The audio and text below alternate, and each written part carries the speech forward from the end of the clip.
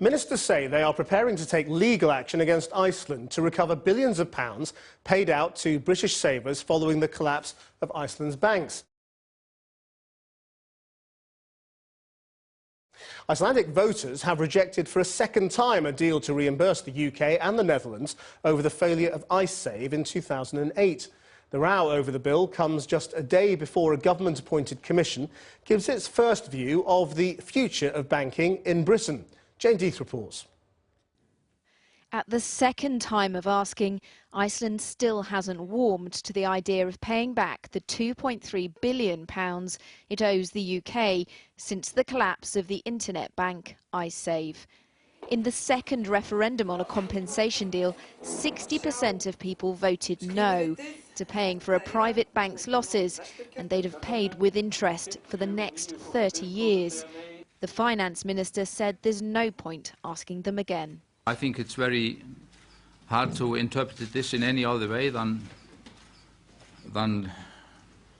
the fact that the Icelandic people is not prepared to accept payments or shoulder burden unless there is a clear legal obligation to do so. It is obviously disappointing that it seems that the people of Iceland have rejected what was a negotiated settlement. And of course we respect the will of the Icelandic people in this matter, and we're going to have to now go and talk to the international partners with whom we work, not least the government of the Netherlands. And it now looks like this process will end up in the courts. There's a legal process going on. The government says it's got an obligation to chase Iceland for the £2.3 billion because we're in a difficult position too and could really use the cash. Ursula Jonsson to pick up the pieces, and you're listening to Business Daily from the BBC in Reykjavik in Iceland. The anger of the Icelandic people has global ramifications, particularly as Greece and Ireland contemplate swinging cuts in public spending. The Icelandic MP Birgitta Jónsdóttir says a signal is being sent. I think this referendum is a very strong statement from the general public in Iceland saying we refuse to take socialise private debt. And what this will mean for Europe is, and other countries in the world, and that is why very many nations are trying to stop this referendum happening behind the scenes, is that they fear that this will set an example, for example, in Greece, because people are sick of this. They are really sick of having to take on private debt, especially from the banksters. So maybe we will encourage others to do exactly this, and maybe this will encourage the financial sector to stop being such leeches on the general public. You are proposing to renege on debt, renege on loans made to you. Well, loans that we never asked for, and we didn't, like most of people in Iceland had no idea about this deal until we were supposed to fork out for it. There are 317,000 people living in Iceland. There were 300-something thousand accounts, Icesave accounts. Each person in Iceland is responsible for 21,000 euros. Okay, we might not pay it directly, but we will pay it by like 80,000 Icelanders will pay their income tax on only the interest of this loan that we never asked for. And for me, representing the nation here in Parliament, this is completely unacceptable. But wasn't the time to say that before the great crash? Wasn't the time to say... A lot of people tried to say that. But the point is that those banks thrived, seemed to be thriving. It was all on borrowed money, but they seemed to be thriving in a financial system which should have underwritten them. Well, and the time to say we can't underwrite these banks was then, not now. Well, people did say that. Most of the media was owned by the oligarchs that owned the banks. The banks were only privatized 5 years prior to the crash. In 5 years, the independence body ruling the Icelandic country... Elected by the Icelandic people. Not all Icelandic people. Well, the argument is that the people elect a government, and your government of the time never put those things in place. It never underwrote those banks. Hang on. This is not true, because it was not. This is a classic thing for the financial sector. That this was a bank in England and the UK, and there was also a bank in Germany. An Icelandic bank. Yes.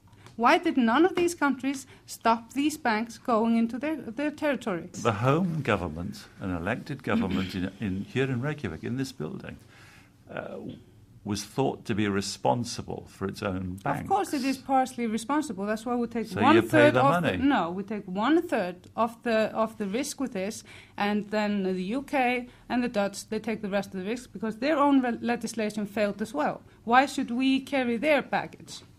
I'm trying to understand the anger here. I'm quite surprised by well, the anger is very simple. I don't mean with you, yeah. but I mean other people. No.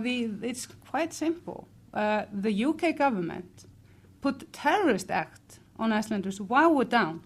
That is where the anger To freeze comes from. funds. To freeze funds, but they put us on their website, side by side to Al-Qaeda, side by side to Zimbabwe. We were there on that website with all the main terrorist states in the world.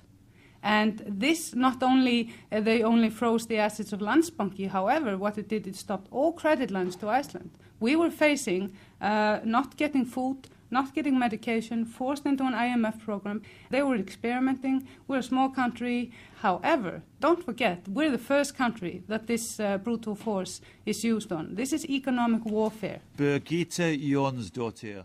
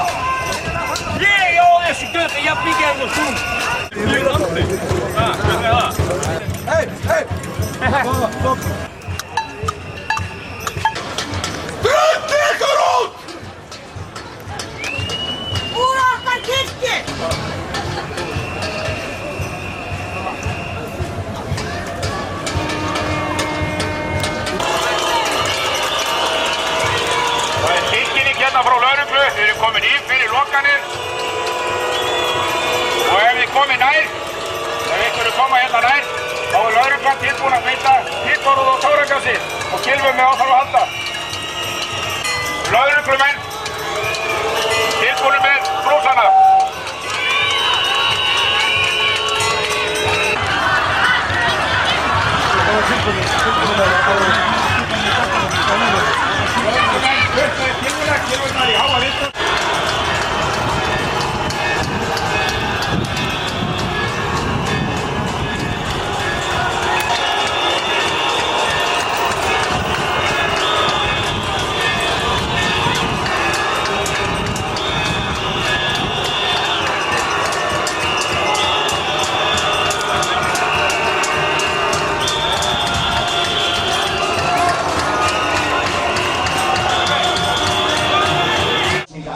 It's now known as the Pots and Pans Revolution.